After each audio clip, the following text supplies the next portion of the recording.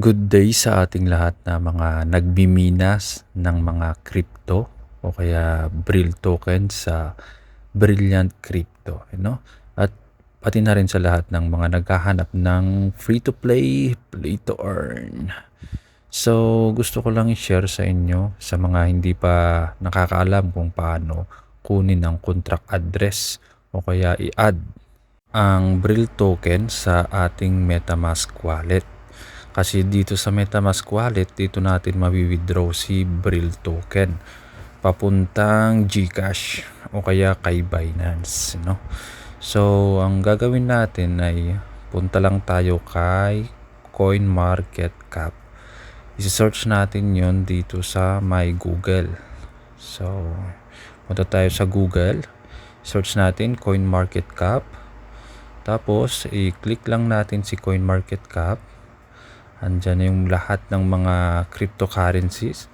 I-search lang natin si Brill token o kaya Brill. Search lang natin si Brill. Ayan, lalabas dyan si Brill. Ayan, ang Brill pala ay kay Polygon Network. So, ayan na si Brill. I-scroll down lang natin siya. Pababa, hanapin natin yung contract address.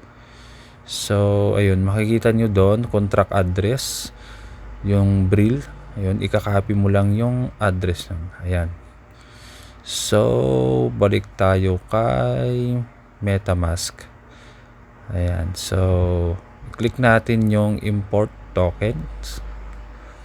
Tapos, custom token. Ayan, ipipaste lang natin dyan yung nakopy natin na contract address kay CoinMarketCap. Next lang natin. Ayan, automatic na yan na mag-fill up. So, import lang natin. Pag click mo na yung import, automatic mag-a-add na yan sa wallet natin, So, ang network pala na gagamitin natin is Matic Network. Ang pagkakalam ko kasi si Brill token ay under siya kay Polygon Matic, So ganun lang po kasimple ang mag-add ng token sa MetaMask. Kahit anong token, ganun lang gawin nyo para may add sa ating wallet, MetaMask wallet. At sa mga may katanungan pa, comment down below at like and subscribe na rin mga lods. Salamat.